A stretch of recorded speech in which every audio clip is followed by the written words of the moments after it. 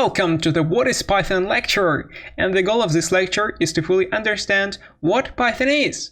So Python is an interpreted, object-oriented, high-level, general-purpose programming language.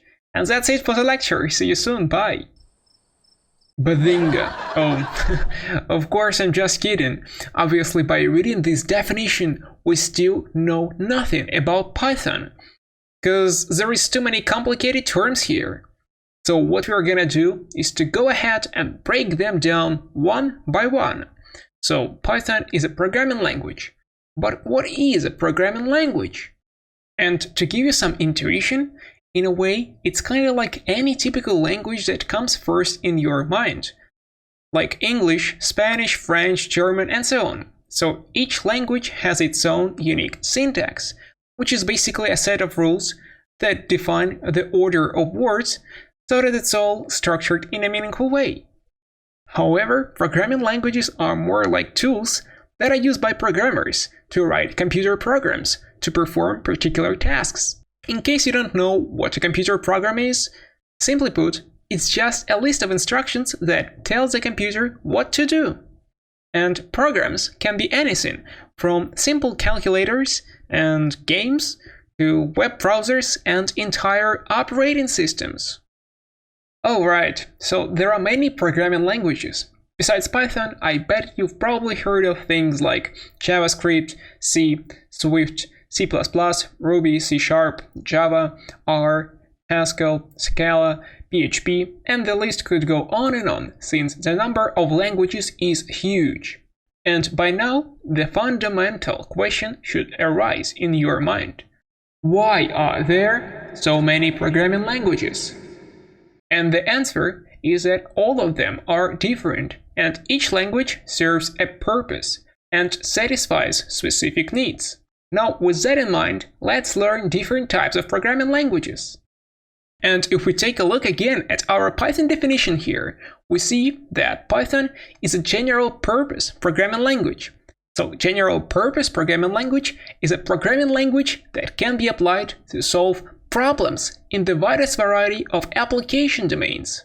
It does this by including non-specific generalized language constructs that only describe the logic of the program. So it means that it does not include language constructs designed to be used within a specific application domain.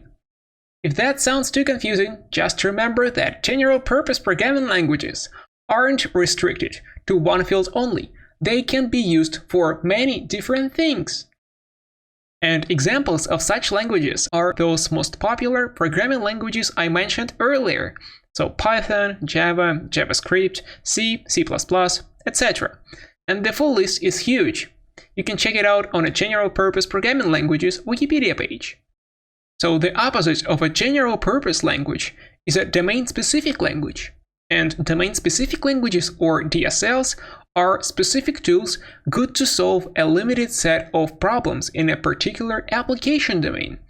They do have domain-specific constructs, and they are developed where general-purpose programming languages cannot effectively address the problems. And to give you a simple analogy, it's like you can open a bottle of lemonade using a hammer, but it's just way more difficult, risky, inconvenient, and lead to poorer results than using a specific tool, like a bottle opener. So here, the hammer is a general-purpose programming language, and the bottle opener is a domain-specific language. You can do anything with a general-purpose programming language, but it's not always the most effective tool to use, and for some tasks, you need a more specific tool. And to make sure that you fully got it, I'm showing you this meme, so you can remember the idea afterward. It's actually quite funny, and it perfectly represents the intuitive idea behind the need for more precise tools. Okay.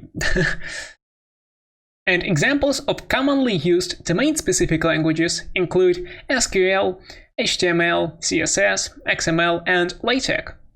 SQL stands for Structured Query Language, and it's a language used to define how to insert, modify, or extract data from a relational database. HTML, which stands for Hypertext Markup Language, is an extremely popular language that describes the structure of a web page. CSS is an acronym for Cascading Style Sheet, and it's used to control the style of a web page. XML is an extensible text-based markup language that is used to describe data. LaTeX is used a lot in the academy and in the publishing industry to produce gorgeous-looking papers and books. But there are many hundreds, perhaps even thousands of other domain-specific languages that are just less popular than things like SQL, HTML, CSS. Alright, this is a lecture about Python after all, so let's head back to Python definition. So Python is a high-level programming language.